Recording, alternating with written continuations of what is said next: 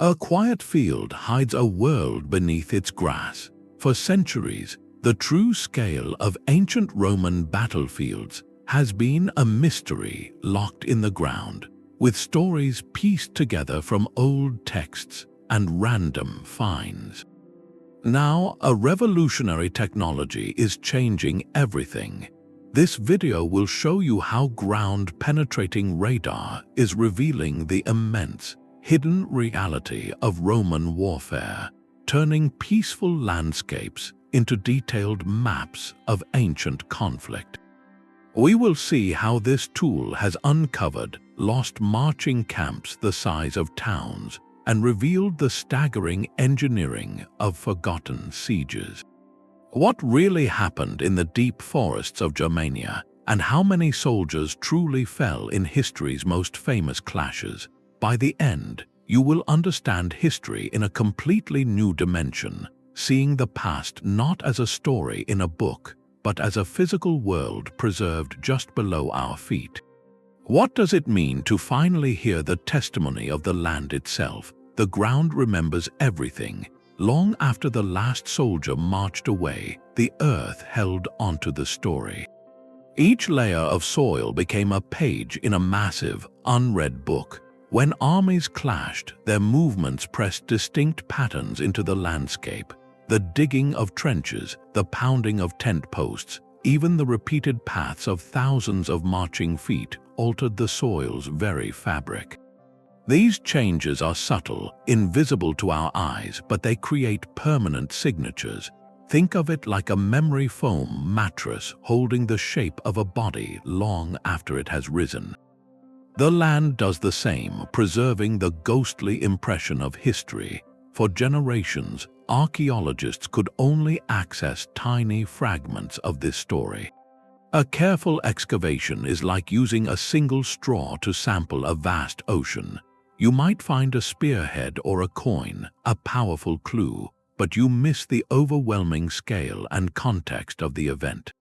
You see a single word, but not the sentence, the paragraph, or the entire chapter.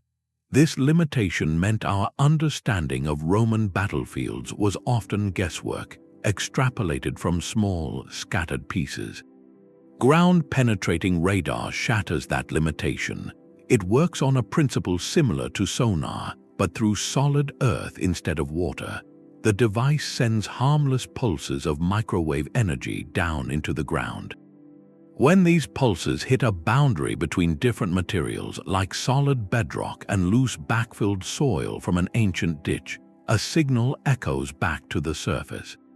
By moving the equipment across a field and collecting millions of these echoes, researchers can build a detailed, three-dimensional map of what lies below, all without ever breaking the surface. It transforms the soil from an obstacle into a transparent medium.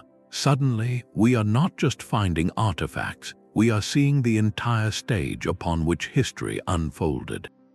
The buried outline of a wooden palisade, the precise geometry of a siege ramp, the organized grid of a temporary camp that housed 10,000 men, all come into view. This technology does not just locate objects, it listens to the landscape itself. It allows the silent witness, the earth, to finally give its testimony, revealing a narrative of conflict and engineering written not in ink, but in layers of clay, stone, and disturbed earth. This is the true beginning of the detective story. The ghostly map beneath Teutoburg Forest tells a new story. For 2,000 years, the clash there was understood through a few powerful lines from ancient historians, describing a brutal ambush in a dark, rain-soaked Germanic forest where 3 legions were lost. That narrative suggested a single, catastrophic event, a trap sprung in a confined space, but the ground-penetrating radar data paints a profoundly different picture. The scans reveal not a single kill zone, but a vast, sprawling landscape of conflict.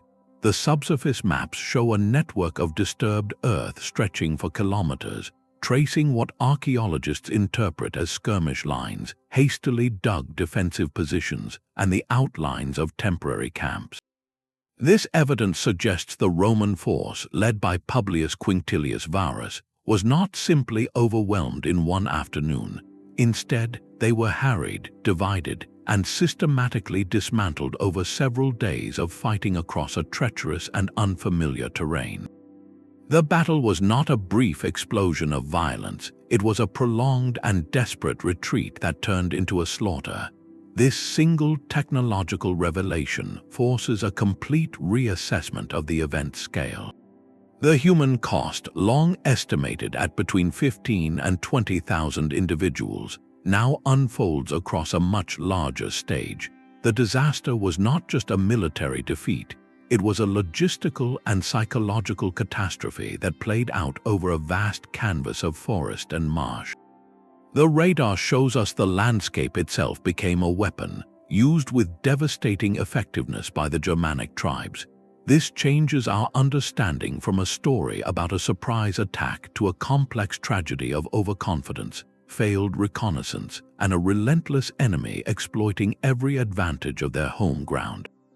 The true scale of the loss is now mirrored in the immense physical footprint of the conflict, a footprint that remained hidden until we learned how to see the memories held in the soil.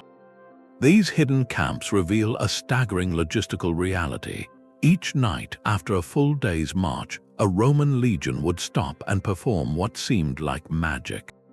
Thousands of soldiers would transform an empty field into a fully fortified miniature city, complete with earthen ramparts, wooden palisades, and a precise internal street grid.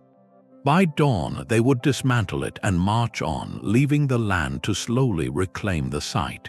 For centuries, these temporary fortresses existed only in ancient texts, like the vivid descriptions from the historian Josephus. They were theoretical, a brilliant idea we could never truly see. Ground-penetrating radar has changed that completely. The technology acts like an X-ray for history, and when it passes over these long-abandoned locations, the ghostly blueprints of the camps emerge from the data. They appear as pale, geometric etchings in the subsoil, perfect rectangles with rounded corners, often with the clear, straight lines of interior roads dividing the space into orderly blocks. Surveys along known Roman invasion routes in places like northern Britain and the German frontier have now uncovered dozens of these spectral structures. Sometimes the radar finds multiple camps overlapping in the same area, like pages from different days layered in the same diary. This allows historians to trace the precise, step-by-step progress of a legionary column moving through contested territory. We can see where they paused, where they consolidated forces, and even where they might have retreated or changed direction based on the strategic landscape. The data provides more than just location, it reveals intimate details of military life. The scans clearly show the outlines of the commander's larger tent, the neat rows for the soldiers' leather tents, and the long, narrow trenches that served as latrines. This level of detail is transformative. By measuring the total area of a camp and analyzing its internal division, historians can now estimate the number of troops it housed with remarkable accuracy. A larger, more meticulously organized camp suggests a full legion at peak readiness, perhaps on the eve of a major engagement. A smaller, hastily laid out camp might indicate a depleted unit on the move or a detachment on a scouting mission. This turns our understanding of the Roman army from a static force into a dynamic, breathing entity. We are no longer just looking at the site of a battle, we are witnessing the entire journey that led to it. Each camp was a mobile, fortified city advancing across hostile territory, a testament to discipline, engineering, and sheer organizational will. The radar data shows us the relentless, daily rhythm of conquest, the repetitive act of building security each night in an uncertain land. It reveals the army not as a faceless mass, but as a traveling community of thousands, leaving a temporary but permanent mark on the earth with every sunset. This ghostly grid is the physical manifestation of Roman military doctrine, written not on parchment, but directly into the landscape itself, waiting centuries for us to learn how to read it. But the ultimate expression of this power was not in open battle. It was in the slow, grinding science of the siege.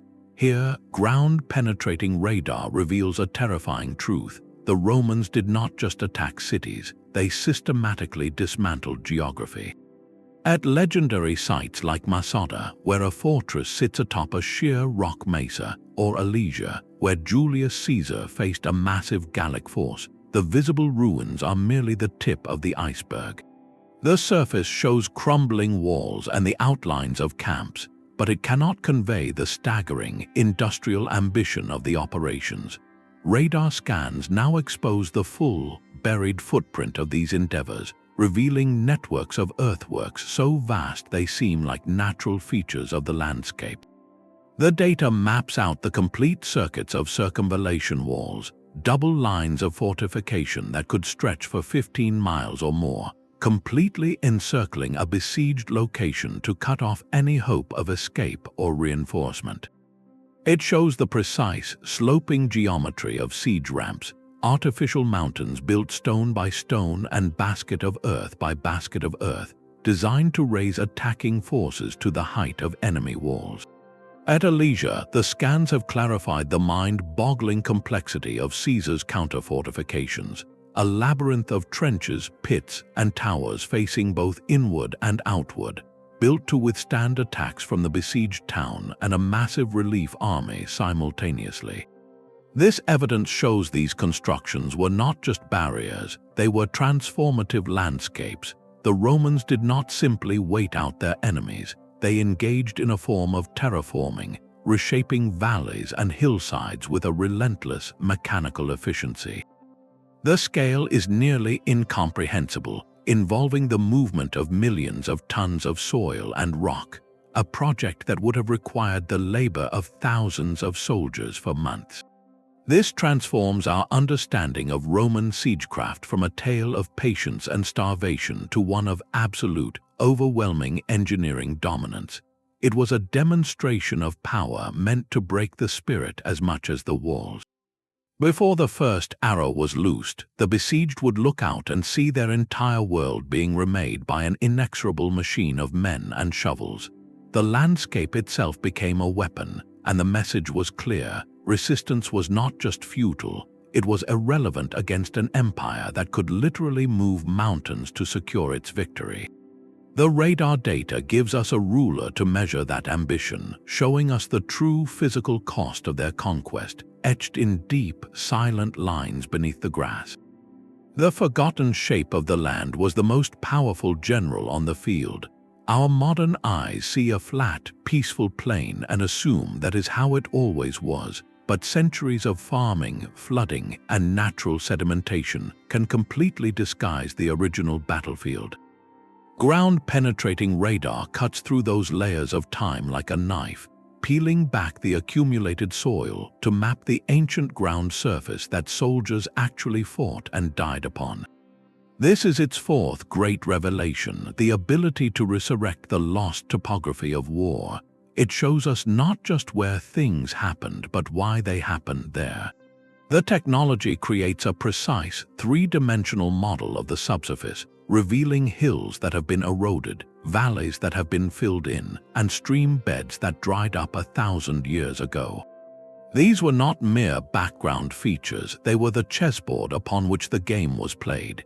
Commanders did not choose a random field, they selected ground that gave their troops an advantage, anchoring their lines on a defensible ridge or using a hidden gully to conceal a flanking force. Without knowing this original terrain, we are trying to understand a football game by looking only at the flat, painted lines, missing the crucial impact of the actual slopes and contours of the field. Take the potential site of the Battle of the Catalonian Plains in the year 451, where Roman and Visigothic forces met the army of Attila the Hun.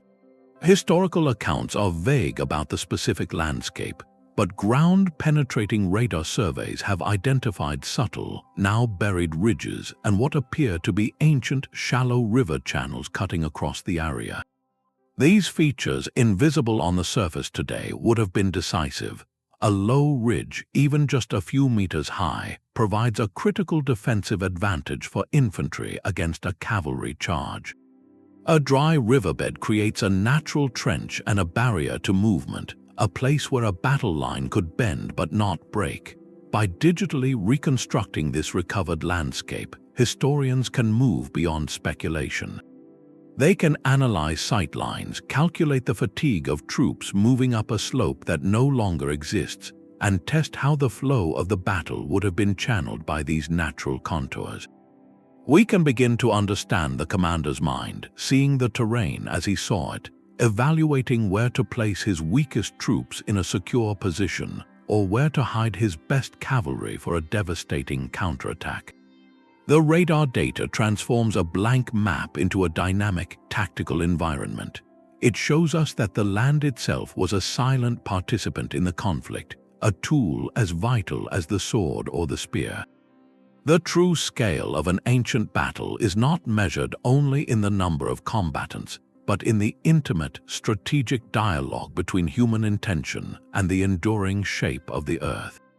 The soil holds a final, silent testimony about the individuals who stood upon it. Beyond the grand strategies and engineering marvels, ground-penetrating radar can reveal the most human dimension of these ancient conflicts, the resting places of those who fell. In regions where bones have long since returned to the earth, the technology detects something else, the distinct subsurface disturbance of a mass burial. The radar signals show not the remains themselves, but the collective imprint of their interment, the outlines of pits dug with haste and purpose after the fighting ceased. These anomalies appear in the data as defined, often rectangular shapes of contrasting soil density, clustered in specific areas of the battlefield. Their pattern, depth, and scale offer archaeologists a form of grim but vital quantitative data. By mapping these features, researchers can move beyond the abstract casualty figures passed down by history, numbers like 20,000 or 50,000, and begin to understand the physical logistics of loss on the day itself. The scans can indicate where the fiercest fighting occurred, the so-called killing zones, by showing concentrations of these burial features. In some surveys, the data has revealed what appear to be secondary collection points, smaller disturbances where individuals might have been gathered before being moved to a larger, more formal burial trench. This suggests a post-battle process, a summer cleanup operation that was part of the military routine. It provides a chilling archaeological perspective on the aftermath, revealing how ancient armies dealt with the tragic consequence of their engagements. This spatial understanding transforms our perception entirely. We are no longer looking at a number in a history book. We are seeing the specific field corner where a line broke, the hillside where a last stand was made, the ground near a fortification wall that saw the heaviest assault. It adds a deeply human layer to the strategic narrative. The radar maps show us not just where the army marched or built its camps, but where it ultimately faced its most profound hardship. This forensic approach allows historians to piece together the final moments of the battle with a new, poignant clarity, honoring the scale of the event by acknowledging the very ground where history's cost was paid. It reminds us that every strategic contour and earthwork we have discussed was also a landscape of individual stories, now silently inscribed into the Earth's memory. This powerful tool can even settle arguments that have raged for centuries. Across Europe and beyond, the locations of many legendary battles are not marked on any map.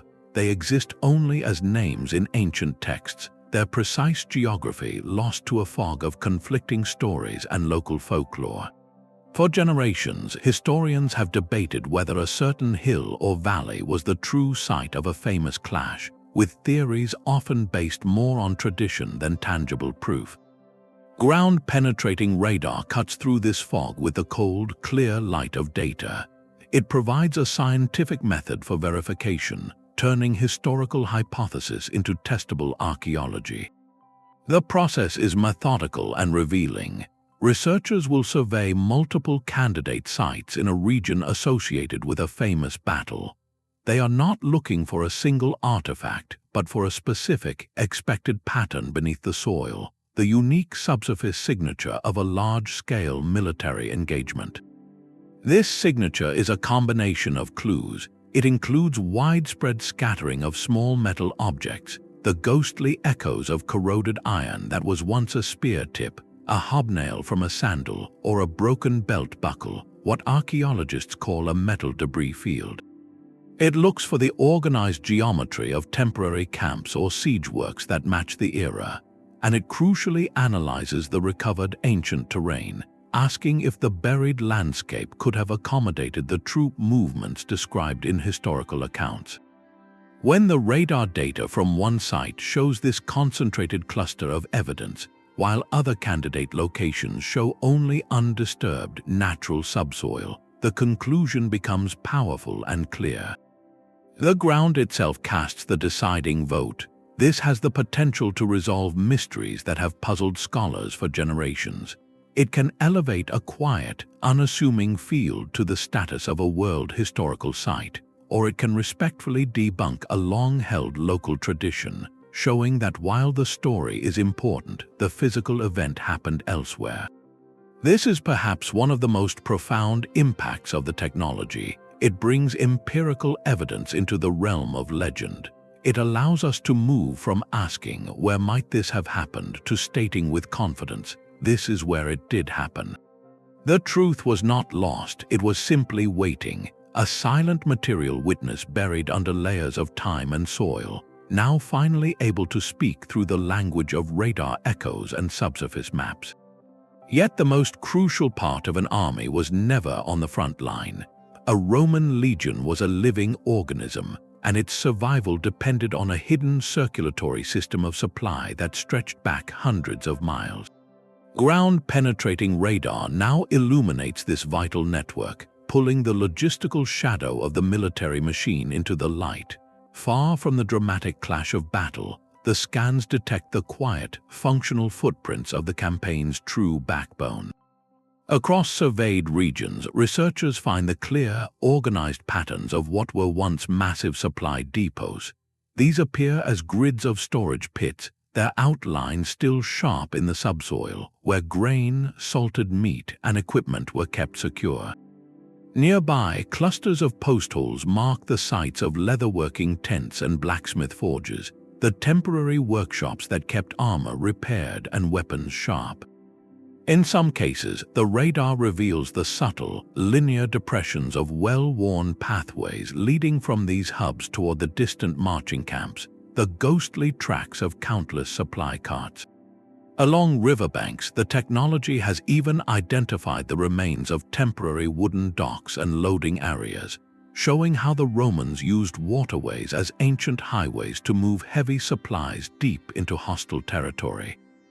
These features are the archaeology of mundane necessity, rarely celebrated in the histories written for emperors, but they tell us more about Roman power than any single battle account. The scale and meticulous organization visible in the data are staggering. A single logistical hub could cover dozens of acres, a bustling, temporary industrial complex that rose and fell with the army's advance.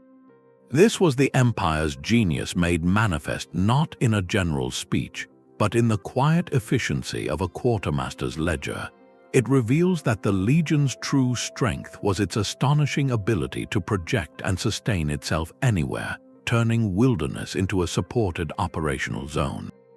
The army did not just pass through a landscape, it temporarily grafted a complete, mobile economic system onto it.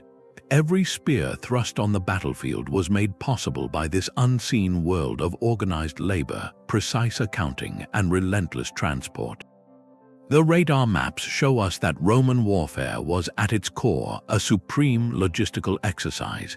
Victory was guaranteed not just by the courage of the soldier with the sword, but by the planning of the engineer who built the road, the sweat of the laborer who filled the grain sack, and the skill of the carpenter who built the dock.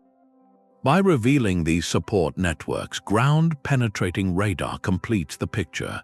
We no longer see an army, we see an entire society on the move, a traveling city with all its functions, from the forge to the field hospital, written silently and efficiently into the earth.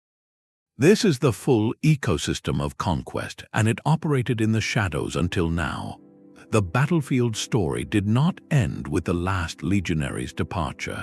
A quiet field might hold not one history but several, layered like pages from different centuries pressed together.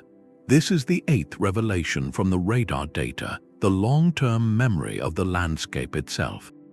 The scans show us that these sites of ancient conflict were rarely simply abandoned. More often, they were repurposed, their physical scars influencing the lives of those who came after for hundreds of years. Ground-penetrating radar captures this palimpsest effect with stunning clarity, revealing how one era's fortification became another era's foundation. In northern Britain, for instance, the clear, rectangular outline of a Roman marching camp is sometimes found directly beneath the irregular, organic layout of a later medieval village. The villagers, perhaps unknowingly, built their homes within the ancient, defensible bounds laid down a millennium earlier, the old ramparts now smoothed into gentle ridges that defined property lines. Elsewhere, the data shows how the deep, linear ditches of a Roman siege circuit were later reused as drainage channels for early agricultural fields, their original martial purpose forgotten but their shape still dictating the pattern of farming. The land remembered the geometry of conflict and passed it on as a practical template for peace. Perhaps most haunting are the places where the radar finds nothing at all.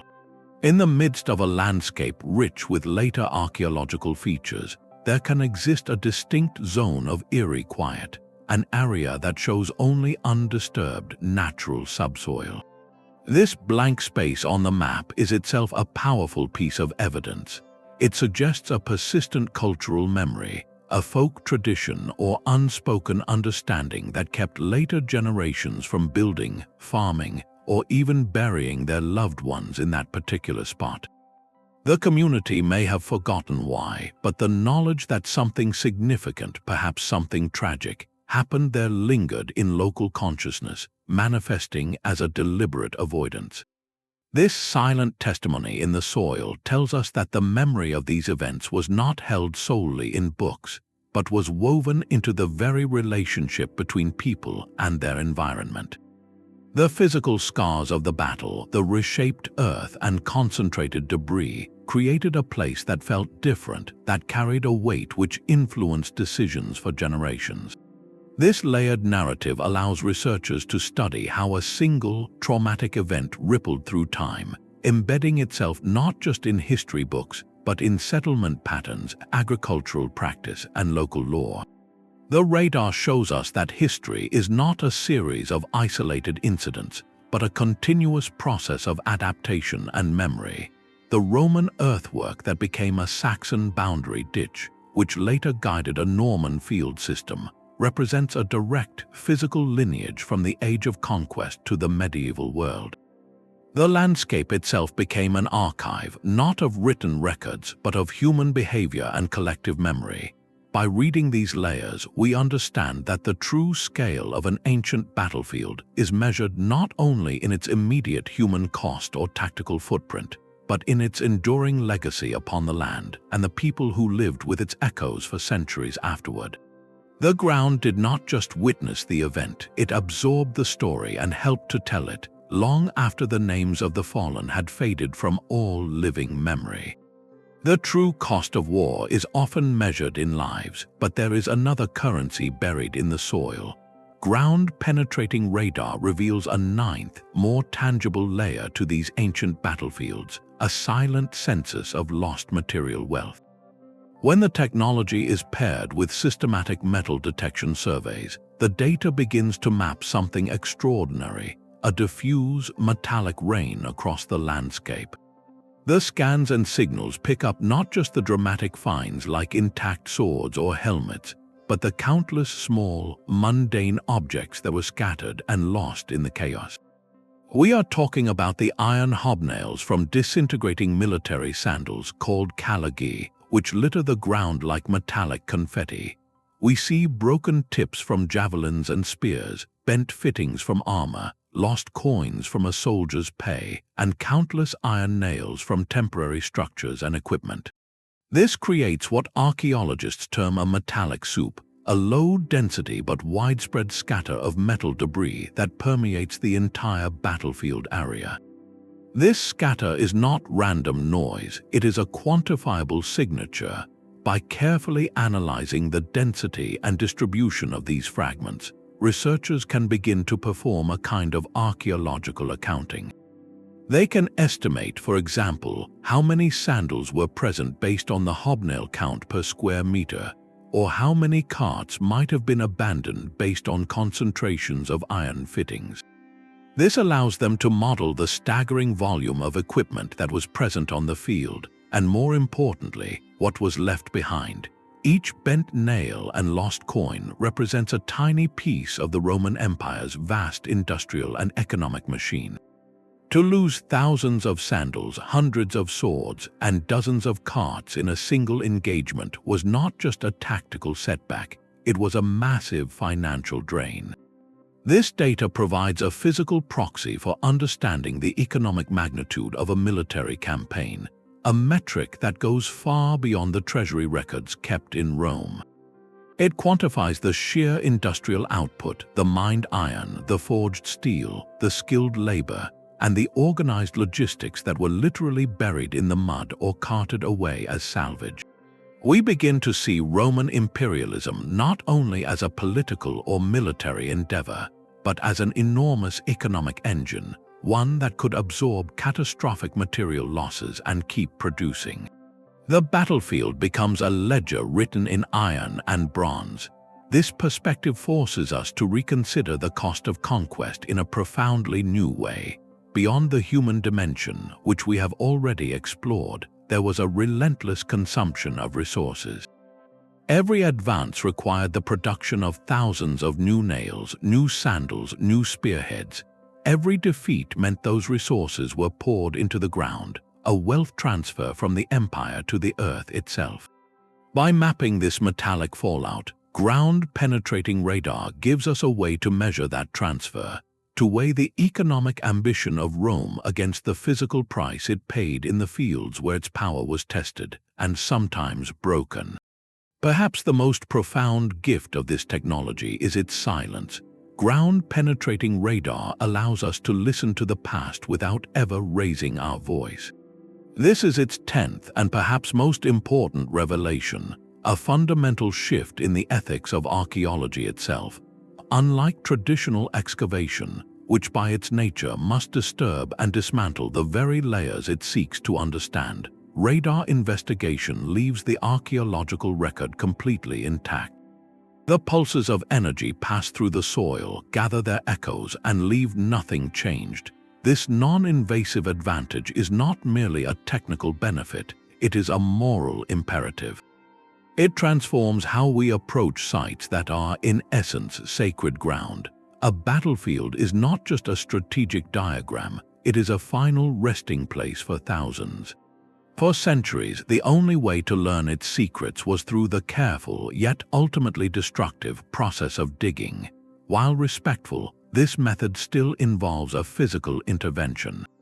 Radar changes that equation entirely.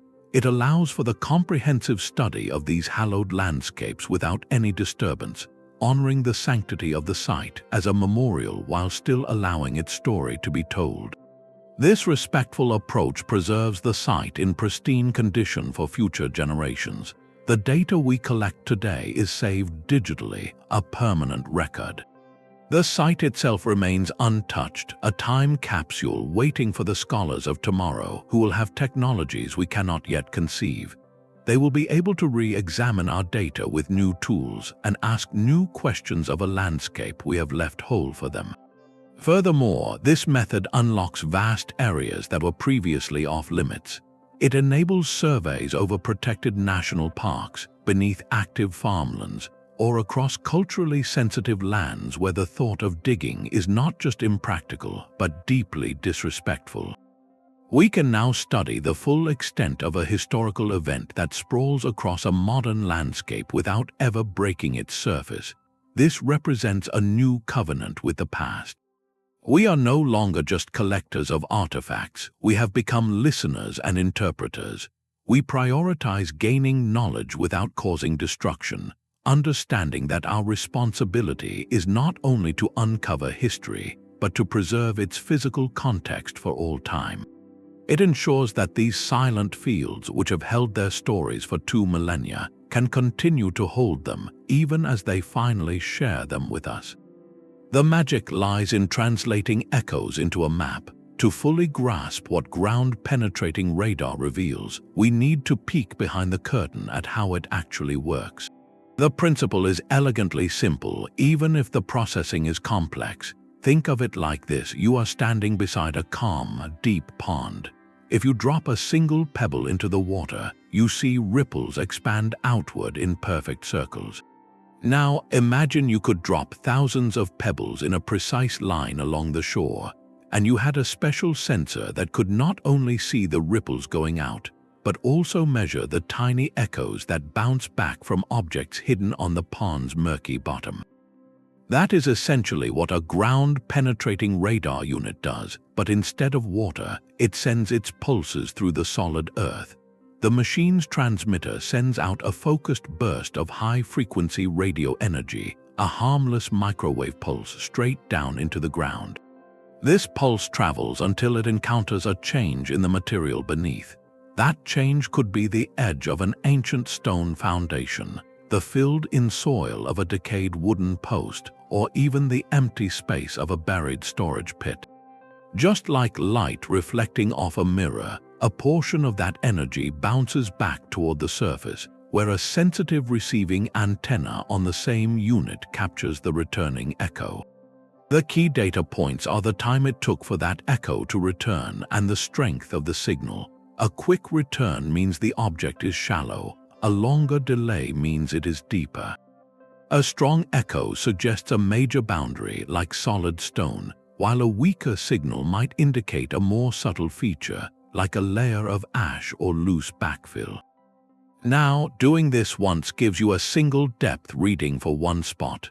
The real power comes from movement, as an operator slowly drags or pushes the unit across the ground in a straight line. It takes thousands of these readings per second, creating a continuous vertical slice of the earth beneath that path. This slice is called a radargram. On this radargram, different features appear as distinct visual signatures. A buried ditch, for instance, often shows up as a distinctive hyperbolic curve, a kind of arch shape, because the radar pulse reflects off the curved sides of the feature as the unit passes over it. A solid, flat-layered wall might appear as a series of strong, parallel horizontal lines. A scattered cluster of metallic debris creates a chaotic sprinkle of bright dots across the image. By conducting many parallel survey lines across a field, software can then stitch all these individual vertical slices together into a breathtaking three-dimensional model of the entire subsurface landscape. It is a form of sonic tomography, building a picture of the unseen from millions of individual whispers bounced back from the past. The computer translates the invisible physical properties of density and composition into a visual map we can explore. This process turns abstract data into an archaeological story, allowing us to see the ghostly blueprint of a Roman camp or the precise cut of a siege trench as clearly as if we were looking at an architect's drawing, all without ever lifting a shovel. The ground finally gets to show us its hidden text, and we have just learned the language needed to read it. The clarity of this hidden map depends entirely on the language of the Earth itself. Ground-penetrating radar does not see through just any soil. It listens for whispers that certain grounds muffle and others amplify. Dry, sandy earth is an open book, allowing the signals to travel deep and reflect back with crisp detail. But dense, wet clay acts like a sponge, greedily absorbing the energy and returning only a faint, muddled echo. A waterlogged battlefield site, perhaps one fought after heavy rains, can remain stubbornly silent to the technology, its secrets locked away by the very conditions that shaped the conflict. This is the first great limitation. The radar can only read the pages that the local geology chooses to reveal. Even with a perfect signal, the resulting image is not a photograph. The radargram is an abstract, grayscale tapestry of squiggles, arcs, and smudges that requires a trained eye to decipher. An archaeologist must become a master interpreter, learning to distinguish the distinctive hyperbolic curve of a Roman defensive ditch from the sharp, straight line of a modern drainage pipe or the chaotic, natural pattern of an ancient tree root system. This interpretive skill is where science meets art. The data presents anomalies, unexplained disturbances in the soil, but it cannot label them. A bright, concentrated signal could be a cluster of spearheads, a deposit of river stones, or simply a pocket of mineral-rich earth. The radar sees a contrast, a difference in density or composition, but it cannot name the material. A waterlogged wooden post and a rusted iron helmet might create startlingly similar ghostly shapes on the screen. This inherent ambiguity means the technology suggests rather than declares. It provides a spectacularly detailed list of questions, not final answers. Every promising anomaly, every potential fortification line or burial feature must ultimately be verified through the careful, targeted use of traditional archaeology, a process called ground truthing. A small, precise excavation trench might be opened over a key radar signature to reveal its true nature, confirming whether those faint lines are the remains of a palisade or simply a geological layer. This partnership defines the modern approach where the radar paints the broad, hidden canvas and the trowel provides the crucial, confirming detail. Understanding these boundaries is vital, for they keep the story honest. They remind us that we are not viewing a perfect, transparent window into the past, but piecing together a narrative from echoes and shadows, a fuzzy picture that we are slowly bringing into focus through patience, skill, and respect for the complex language of the ground. The accepted site at Calcris has now been seen through this new lens, and the story it tells is one of chilling sophistication. Recent large-scale ground-penetrating radar surveys did not just scan a single hill or field. They methodically covered the entire corridor of the suspected retreat path. What emerged from the data was not a simple ambush point, but the blueprint for a sprawling, deliberate trap. The radar maps revealed the full, astonishing extent of a Germanic defensive line, a wall and ditch system that ran for over a kilometer along a narrow pass between a hill and a great bog. This was not a hasty barricade. It was a permanent-looking fortification built specifically to channel, halt, and slaughter a Roman army. Its length, now fully visible, indicates a labor project involving thousands, constructed well in advance of the arriving legions. This alone rewrites the narrative from a spontaneous attack to a premeditated strategic operation. But the radar saw more. It detected subtle disturbances in the soil of surrounding side valleys, areas previously considered empty background. These valleys showed dense clusters of metallic anomalies, the ghostly signatures of scattered weapons and equipment. This pattern suggests a devastating tactical reality. The Roman column was not just hit from the front by that wall. As the lead elements compressed against this sudden barrier, attacks erupted from these hidden side valleys simultaneously. The legions were caught in a killing box, assaulted from multiple directions at once across a broad, broken landscape. The three-dimensional model built from the radar data supports a revised and terrifying picture. The Teutoburg Forest was likely not an impenetrable, trackless wilderness. It was a managed landscape of forest clearings, pathways, and meadows, terrain the local tribes knew intimately and could use to move forces unseen. Arminius, the Germanic commander, did not merely spring a clever guerrilla ambush. He executed a masterful, operational-level envelopment. He used the terrain itself as a weapon, herding the Roman army into a pre-prepared zone of annihilation where every geographic feature had been turned against them. This evidence elevates him from a tribal leader who got lucky to a military thinker of the highest order, a general who understood how to leverage landscape, intelligence, and precise timing to destroy a superior force. The scale of the planning, now physically mapped in the soil, matches the scale of the disaster. The ground's testimony reveals a battle that was less a fight and more a systematic dismantling, a fact that makes the historical loss of 3 legions not just tragic, but inevitable given the perfect storm of Roman overconfidence and Germanic genius etched into the very earth. Sometimes the most important discovery is an empty map. The search for the lost battlefield of Mons Graupius in Scotland stands in stark contrast to the crowded subsurface of Teutoburg. This clash, recorded by the Roman historian Tacitus, was the final and decisive victory of General Agricola over the United Tribes of Caledonia, a turning point that secured Roman dominance in Britain for a generation. Yet its physical location has vanished from memory, becoming one of history's great geographical mysteries. For centuries, local tradition and scholarly theory have pointed to various hills and glens, with the picturesque Benacci Range being a long-favored candidate. The romantic idea was compelling, a dramatic last stand on the slopes of a Scottish mountain. Ground-penetrating radar was brought in not to confirm a legend, but to test it with cold, hard data.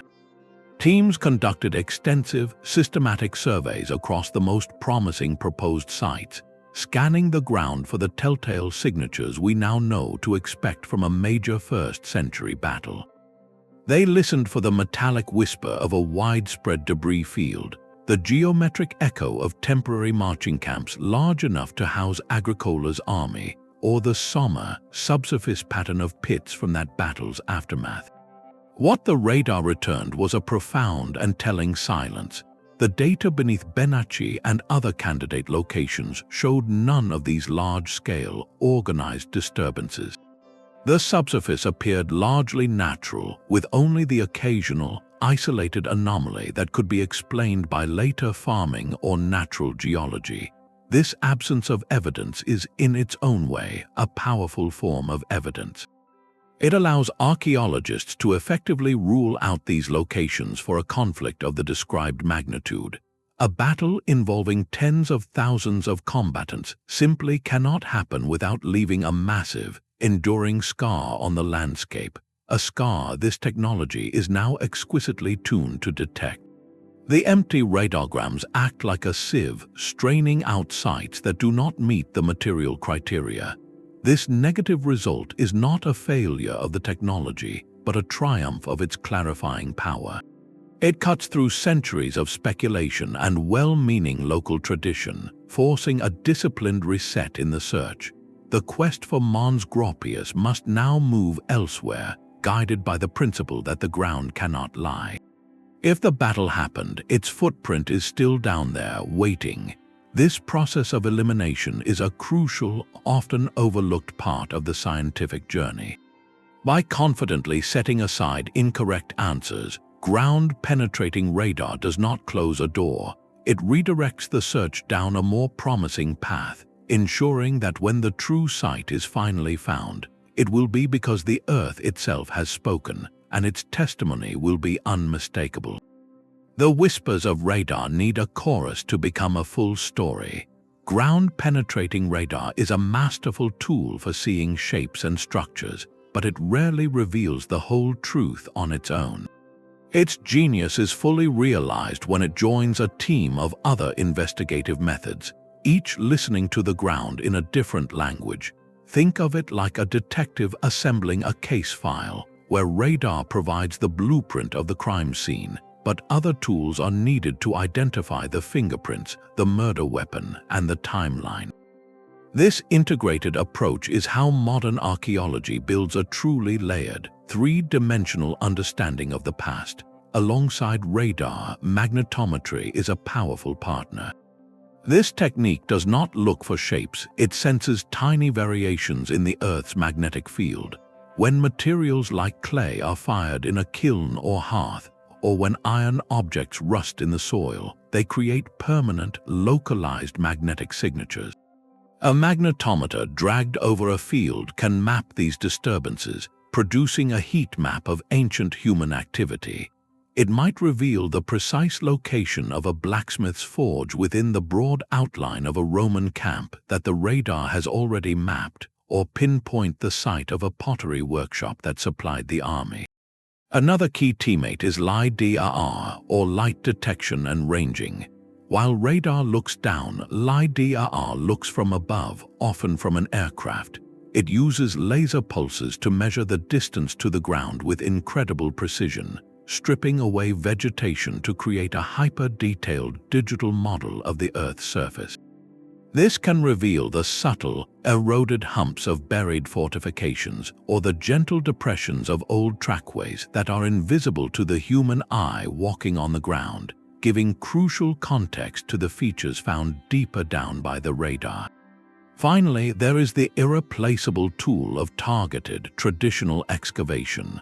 The geophysical surveys create a map of compelling questions, and the trowel provides the definitive answers. This creates a powerful, efficient feedback loop. The radar and magnetometry data tell the archaeologists exactly where to dig, perhaps in a 1-meter square over that magnetic anomaly that marks the camp's forge. The careful excavation of that small square can then recover fragments of slag, a broken anvil stone, and perhaps even a coin that provides a firm date. This physical evidence validates the geophysical interpretation, confirming that the ghostly shape on the screen was indeed a workshop used in the year 83. That confirmation, in turn, boosts confidence in interpreting similar unexcavated anomalies across the rest of the site. This collaborative dance between non-invasive scanning and precise physical investigation is transformative. It means archaeologists no longer have to dig blind, hoping to stumble upon significant features. They can now conduct a surgical strike into the past, minimizing disturbance while maximizing knowledge. The integrated data builds a narrative that is far richer and more reliable than any single method could provide. We move from seeing just the structure of a camp to understanding its internal economy, its duration, and its place in the broader campaign. It is the difference between finding a skeleton and being able to reconstruct the life of the person it once was. The ground's testimony is multifaceted, and we have finally learned how to listen to all its voices at once. These ghostly shapes are echoes of daily life, not just conflict. A small, deep, isolated anomaly on the radargram, a sharp little pocket of disturbed soil, is rarely a dramatic find. It might not be a weapon or a treasure. Instead, it could be something profoundly personal, a Roman soldier's secret stash. Imagine a young legionary, the night before a battle, feeling the weight of his few precious possessions, a silver coin from home, a carved amulet for luck, a small bronze ring. He would have used his digging tool to carve out a narrow hole, deep enough to evade casual discovery, placed his valuables inside and carefully covered it, marking the spot only in his memory with a particular stone or a bent tree root. He intended to return.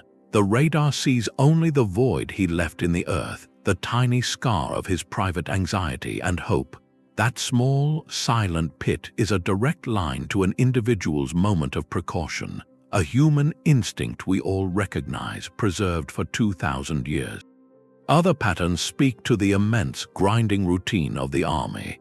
A faint, linear depression running straight through the grid of a marching camp is not a defensive ditch.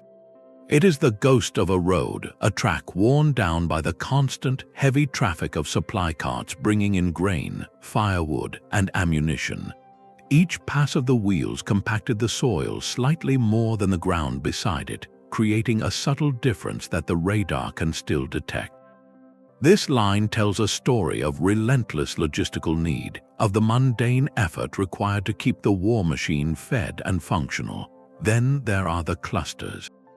Groups of similar rectangular pit anomalies, often placed at the far edges of a camp's layout. These are almost certainly the remains of latrine trenches.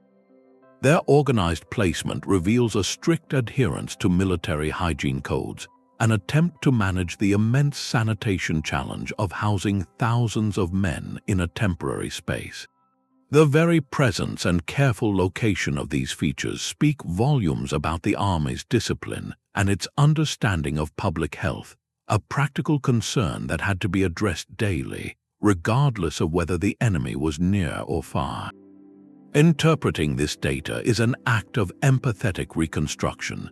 The archaeologist must move beyond seeing a hyperbolic curve or a rectangular blotch on a screen. They must ask what human action, repeated over days or accomplished in a single moment of stress, would leave precisely this kind of shadow in the earth. This mental bridge transforms cold technological data into warm human narrative. It allows us to infer behavior and social structure from the patterns. The segregation of officer quarters, the standardized size of tent groups, the placement of workshops all reveal a rigid hierarchy and a culture of order. We move from knowing the army was here to understanding how it lived, how it organized its days, and how its individual members navigated the tension between collective discipline and personal fear. These intimate details, read from the soil's subtle grammar, complete the grand strategic picture. They remind us that history's great turning points were built upon a foundation of countless ordinary moments, of a soldier burying a coin, a cart driver following a track, and a community managing its basic needs. The ground remembers not just the crash of battle, but the quiet hum of the camp that preceded it, giving voice to the anonymous thousands whose routines made the empire's ambitions possible. These individual whispers from the soil begin to form a chorus when heard across continents. By aggregating ground-penetrating radar data from dozens of sites, from the misty highlands of Scotland to the arid plains of Syria, a grander pattern emerges, one that speaks to the very nature of the Roman imperial machine. This macro-scale view transforms isolated discoveries into chapters of a vast, buried manual on power. The most striking revelation is the profound consistency. The marching camps unearthed by radar in northern Britain share an almost identical blueprint with those found in Dacia, modern-day Romania, and those along the Euphrates frontier. The dimensions, the rounded corners, the internal grid of streets all adhere to a precise formula. This is not a coincidence, it is the physical manifestation of a standardized military doctrine, a set of rules so deeply ingrained that a legionnaire transferred from one end of the empire to the other would know exactly where to pitch his tent and how to navigate the camp before the first post was driven. The empire did not just move armies, it exported a template, a portable architecture of control that could be stamped onto any landscape. Yet within this rigid framework, the radar also captures fascinating adaptations. The design of siegeworks shows remarkable variation. In some locations, the ramps are shorter and steeper, suggesting a need for speed against a less fortified opponent. In others, like at Masada, the works are colossal feats of endurance, built to overcome a seemingly insuperable natural fortress. These variations are a record of tactical thinking, showing how Roman engineers pragmatically adapted their textbook solutions to local geography and the specific threat they faced. The very shape of their aggression was molded by the land and the enemy. Furthermore, the density of the metallic debris field, that scattered rain of lost equipment, provides a startling new economic metric. By comparing sites, researchers note that some battlefields are remarkably rich in these small metal finds, while others are relatively sparse. This pattern could indicate several things. A dense scatter might point to a particularly intense and chaotic engagement where equipment was dropped and abandoned in the fray. Alternatively, it could reflect the relative wealth and quality of the legions involved. A better equipped force simply had more metal to lose. This allows historians to move beyond vague descriptions of a hard-fought battle to a quantifiable analysis of material expenditure. When you layer these datasets together, a new kind of history becomes possible. We are no longer limited to the accounts of biased historians or the inspiring rhetoric of an emperor's victory column. We have a material record, written in soil and iron, that charts the evolution of Roman military practice over centuries. We can observe when camp designs became more standardized, suggesting a centralization of command. We can see how siegecraft grew more sophisticated in response to new defensive technologies. We can trace the economic ebb and flow of the empire's frontier wars by measuring what was left behind on the ground. This is strategic and economic history excavated not from archives but from the earth itself. It reveals the empire not as a static monument, but as a learning, adapting, and sometimes struggling organism, its successes and failures literally embedded in the landscapes it sought to conquer. The ground holds a ledger of ambition, and we are just beginning to learn how to read its totals. The ghostly blueprints we now see are just the beginning of a much sharper picture. The future of this entire field is being reshaped by two powerful forces working in tandem: advanced ground-penetrating radar systems and artificial intelligence. The next generation of radar technology moves beyond single-frequency units to multi-frequency arrays. Think of this as upgrading from a single flashlight to a full-spectrum spotlight. Lower frequency pulses can penetrate deeper into the earth to reveal large structures, while higher frequencies provide exquisite detail of shallow features. A single advanced system can now gather both broad context and fine detail simultaneously, creating a richer, more layered three-dimensional portrait of the subsurface. But this creates an immense challenge, a tidal wave of data. Interpreting the complex squiggles and shadows on thousands of radargrams could take a human expert years of painstaking work. This is where artificial intelligence enters the story as an indispensable partner.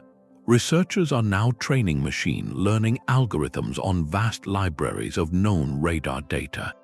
They feed the computer thousands of examples, showing it the distinct radar signature of a Roman post hole, a medieval burial, a natural fissure, or a modern utility pipe.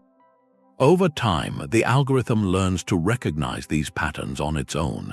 It can scan a new dataset and flag potential features with astonishing speed and growing accuracy, distinguishing the subtle curve of a weapon pit from the organic shape of an ancient tree root system.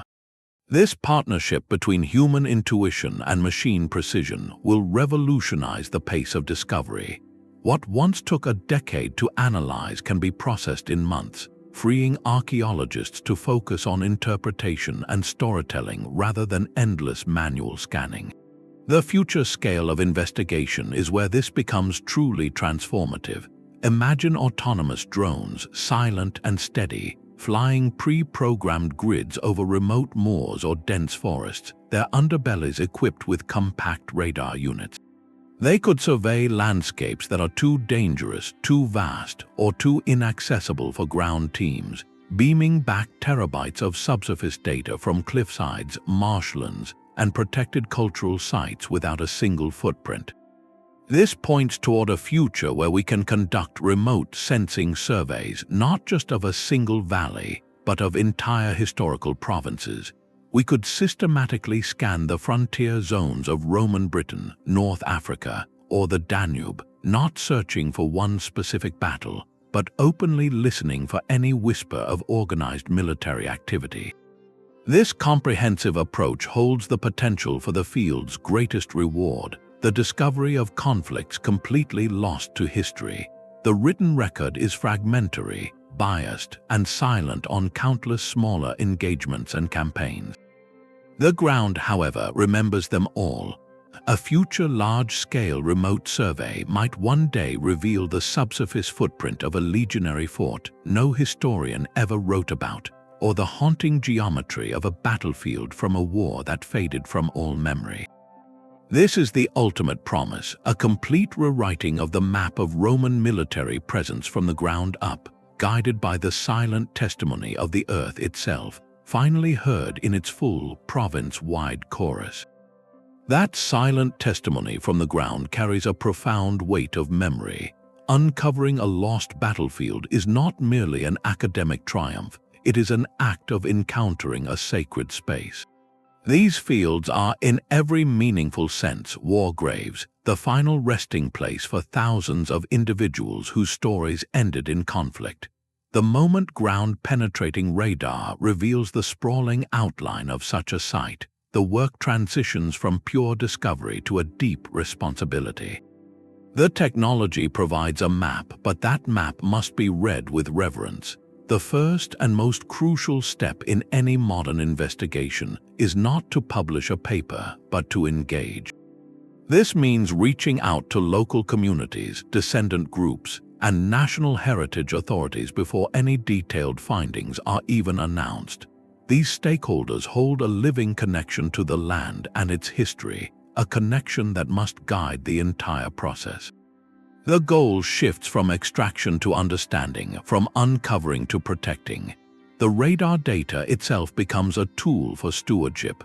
By clearly defining the full, hidden boundaries of the site, researchers can help create accurate protection zones, ensuring modern development or agriculture does not inadvertently disturb what has lain in peace for centuries. This allows for informed decisions about the land's future, whether that means establishing a memorial, creating an educational preserve, or simply leaving the site undisturbed under a quiet field, its secrets honored but not displayed. The choice of whether to conduct a targeted excavation for further clarity or to let the ground keep its silent vigil is a profound one. It must be informed by the technological evidence but led by ethical principles and cultural sensitivity. In some cases, the most respectful action is to use the radar data to create a virtual memorial, a digital tribute that allows the world to learn without physically intruding upon the hallowed ground. This approach ensures the pursuit of historical truth does not come at the cost of dignity. It recognizes that these landscapes hold a dual legacy. They are chapters in our shared human history, but they are also chapters of profound loss for specific peoples and nations. The true purpose of this technology, then, is not just to find, but to facilitate a conversation between the past and the present. It provides the facts that allow communities to decide how they wish to remember, ensuring that the echoes of ancient conflict are met not with exploitation, but with a solemn commitment to honor, protect, and understand. The greatest discovery is not a lost battlefield, but a path to honoring it with the wisdom and respect it deserves. The written word has long been the undisputed authority. For centuries, our understanding of Roman warfare has been shaped by the vivid, often thrilling narratives penned by historians like Tacitus and Cassius Dio. We have trusted their descriptions of dark forests, heroic last stands, and cunning ambushes, but we must remember these authors were not dispassionate reporters. They were often writing decades, sometimes even centuries, after the events they described, working with second-hand accounts and filtered memories. More importantly, they wrote with purpose, to flatter an emperor, to promote a moral lesson, or simply to craft a compelling literary drama for a Roman audience. Their work is invaluable, but it is a secondary source shaped by time and intention. Ground-penetrating radar introduces a radical new voice into this ancient conversation, a primary source that was created at the very moment history happened. The soil disturbance from a collapsing siege ramp, the compaction from a marching column, the backfill of a hurried burial pit, all of these events left their mark immediately, then were sealed by time. This data is a contemporaneous record, frozen in the earth, utterly indifferent to politics, propaganda, or literary flair. It simply is. When this physical testimony speaks, it can challenge the written record in profound ways. Imagine a historian's account describing a pivotal battle fought within a dense, trackless forest. a setting that adds to the drama of confusion and entrapment. Now, imagine ground-penetrating radar surveys of the suspected site reveal a subsurface landscape of open, cultivated fields with long-vanished boundary ditches, with no evidence of the thick, undisturbed root systems a primordial forest would leave behind. The two sources are in direct contradiction. This does not automatically mean the ancient historian was lying. It might mean he was simplifying for narrative effect, using a literary trope or repeating a detail from an earlier, now lost source that itself was inaccurate.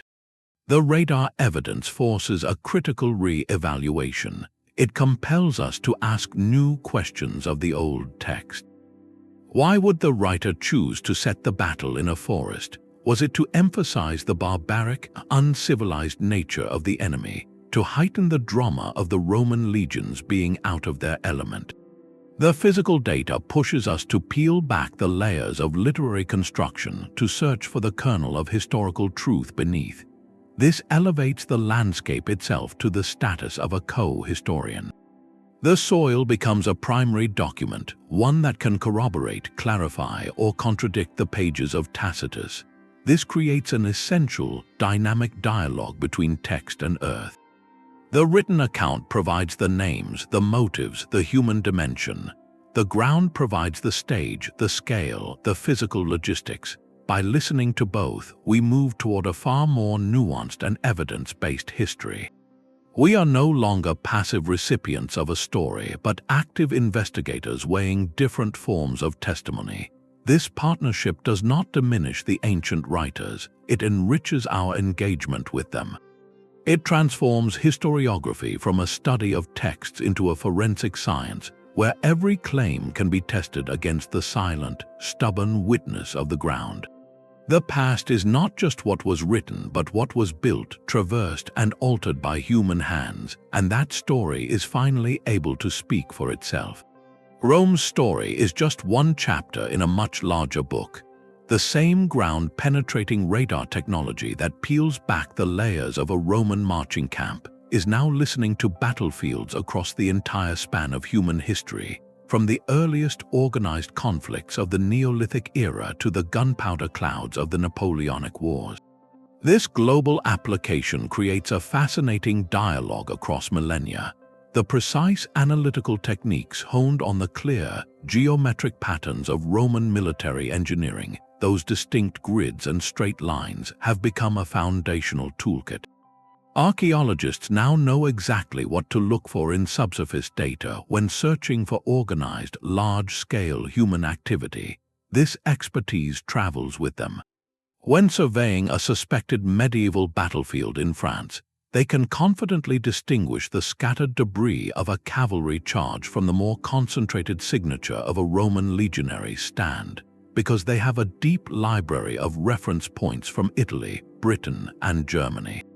Yet this journey also works in reverse. Discoveries from other eras constantly challenge any notion of Roman exceptionalism. For instance, ground-penetrating radar surveys of Bronze Age conflict sites in Europe have revealed sophisticated, large-scale fortification systems that predate Rome by over 1,000 years, showing that the ambition to reshape landscape for defense is a deeply ancient human impulse. Similarly, work on American Civil War battlefields has mapped the elaborate trench networks of the 1860s, revealing a haunting evolution in the art of fortification that began with a simple Roman ditch and culminated in the vast, grim labyrinths of Petersburg. These findings place Roman military engineering on a continuum, neither the first nor the last, but a highly refined point in a long story of martial innovation. This global perspective fundamentally enriches our understanding of Rome itself. It allows for powerful comparative studies. We can now ask, how did the logistical footprint of a Roman legion on campaign compare to that of a Mongol horde or a Napoleonic corps? The radar data provides a common metric, the physical disturbance of the land. We can analyze whether the patterns of post-battle burial are culturally unique or follow universal practicalities driven by scale and urgency. This moves the discussion beyond the specifics of gladius and pilum to the universal human behaviors that emerge during large-scale conflict. It reveals that while cultures, weapons, and motives differ dramatically, the act of assembling thousands of individuals for violent struggle leaves a remarkably consistent kind of scar upon the earth, a deep and lasting rearrangement that technology can now trace across every continent and age. By hearing the testimony of battlefields from every era, we begin to understand not just how Rome fought, but how warfare itself, as a profound human endeavor, has consistently written its costly narrative directly into the foundation of our world. The physical ambition of Rome's armies was a mirror for their mind. Ground-penetrating radar reveals more than structures. It uncovers a psychology carved into the landscape. The sheer scale of their earthworks provides a startlingly clear window into the mental world of the legionary and the institutional ethos that propelled the empire forward. Consider the nightly ritual of building a fortified camp. The radar's blueprint of that perfect grid was not just about defense, it was a profound psychological exercise. For the soldier, the act of digging the ditch and raising the rampart was a repetitive, physical reinforcement of order in the midst of chaos. It transformed any patch of foreign, potentially hostile ground into a familiar Roman space. Within those measured lines, a recruit from Hispania and a veteran from Syria shared an identical, predictable layout. This instilled a deep, tangible sense of security and unit cohesion. The camp was a portable piece of home, a psychological anchor that said, no matter how far we have marched, our discipline and our community remain intact. This nightly creation of order was a powerful tool for maintaining morale and control, a physical manifestation of the army's unwavering confidence. That confidence could harden into something far more intimidating when faced with a walled city. The immense siegeworks mapped by radar, those artificial mountains and encircling walls, were psychological weapons as much as engineering ones. Their construction sent a deliberate, terrifying message to those trapped inside. It was a display of relentless, impersonal determination. The defenders would watch day after day as the landscape itself was reshaped to doom them. This was not a quick assault, it was a slow, inevitable demonstration of an empire's will. The siege ramp rising against a fortress wall was a statement. You are not just facing an army, you are facing a force of nature that can move hills.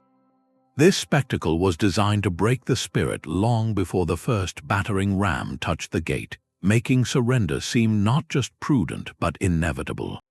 The mindset was one of absolute, grinding persistence, a belief that any obstacle could be overcome through systematic effort and sheer manpower. Even in the aftermath of terrible loss, the patterns in the ground speak to a culture of ritual and identity. The organized burial features detected by radar, those somber, rectangular disturbances, indicate a practice that often continued even in retreat or defeat. This was not merely a sanitary necessity, it was a final act of unit cohesion and respect. It fulfilled a sacred duty to the comrade, reinforcing the bonds that defined the legion. Performing this rite, even under duress, upheld the military's values and helped the living process the trauma of the event. It was a way to assert a shred of order and dignity in the wake of chaos, a powerful psychological mechanism for an institution that constantly faced the prospect of mass loss. This attention to ritual, visible in the careful placement of these features, points to a military culture deeply concerned with its own legacy and the spiritual well-being of its members. Ultimately, the radar data translates an intangible mindset into a measurable, physical reality. We can now quantify the ambition, the discipline, and the sheer will that fueled Roman expansion. The distance between marching camps tells us about their endurance and operational tempo. The volume of earth moved for a siege ramp calculates the weight of their determination. The orderly grid of a camp reflects the rigidity of their thought. This allows us to move beyond the words of historians who speculated about Roman character and instead stand before the evidence of that character permanently impressed upon the earth. We begin to understand the legionary not just as a fighter, but as a builder, an engineer, and a participant in a vast, mobile society that carried its unshakable worldview in its toolkit and stamped it onto the world, one fortified camp and one terrifying siegework at a time. The ground holds the fossilized imprint of a collective psyche, one that believed utterly in its power to reshape the world to its will, and left behind the proof for us to finally measure. Even with this incredible clarity, some echoes from the past remain stubbornly ambiguous. The radar maps are not always a clear text. They can present profound and puzzling riddles. Across various sites, researchers encounter large-scale subsurface anomalies that defy immediate classification. These appear as massive, organized disturbances in the soil, with shapes and dimensions that do not match any known Roman military blueprint. Are these the remnants of a completely unknown type of field fortification, a temporary structure so specialized it was never recorded? Or could they be startlingly precise natural formations, the work of ancient glaciers or river channels that happen to mimic human geometry? The technology presents the evidence but cannot yet provide the caption, leaving tantalizing gaps in our understanding of Roman tactical versatility. One of history's most symbolic losses remains just out of reach. Despite the detailed mapping of the Teutoburg battlefield, ground-penetrating radar has not yet pinpointed the final resting place of the 3 legionary eagles, the sacred standards lost with Varus's army. Their recovery would have been a paramount objective for the Romans and a supreme trophy for the Germanic tribes. Their continued absence in the data is a mystery. Were they melted down, hidden in a location outside the main conflict zone, or buried in a manner that leaves no distinct subsurface signature? Their silence speaks to the careful rituals of both victory and loss that may have placed them beyond the reach of even our most advanced listening tools.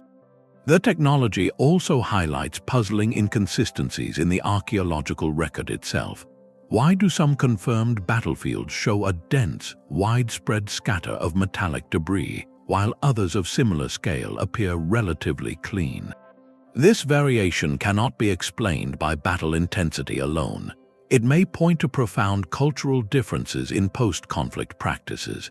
Some armies may have conducted thorough, systematic battlefield cleanups, recovering valuable metal for reuse in a ritual of economic recycling. Others might have left the field untouched as a dedicated memorial space, or the local soil chemistry might have completely consumed certain types of metal over the centuries. Each quiet field poses a new question about how ancient societies processed the material legacy of conflict. This is the beautiful, humbling paradox of the tool. Every survey that answers a long-standing question inevitably uncovers a deeper layer of mystery. It solves the where and the how, but then asks the why. It confirms the location of a camp, only to make us wonder about the daily lives within it that left no physical trace.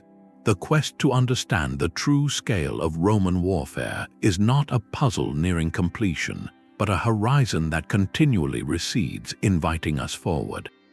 Each new pass of the radar unit is not the end of a search, but the beginning of a new conversation with the past, an evolving journey where every discovery reminds us how much more there is to hear from the silent ground. The true legacy of this technology is a transformed perspective. Ground-penetrating radar has done far more than simply locate forgotten walls and pits. It has fundamentally reshaped how we perceive the very nature of Roman warfare. We have moved from abstract numbers in ancient texts to a tangible, measurable reality of operational scale and staggering logistical complexity. Our journey took us from the basic principles of listening to the earth, through the mapping of immense conflict zones and the ghostly blueprints of engineering marvels, right down to the intimate, human traces of the individual soldier. This non-invasive window does not just challenge old historical narratives, it often settles centuries-old debates with the quiet authority of physical evidence. Most importantly, it grants us a form of respectful witness. We can now stand on a quiet field and, through the data, comprehend the full scope of the grand and tragic theater that once occupied that space, honoring the scale of the event without disturbing its sanctity. As this technology continues to advance, paired with artificial intelligence and deployed on new platforms, one question becomes wonderfully inevitable. What other forgotten clashes, what other lost chapters of ambition and struggle still lie in wait beneath forests, farmlands, and deserts, silently awaiting their moment to be heard? The conversation with the past has only just begun.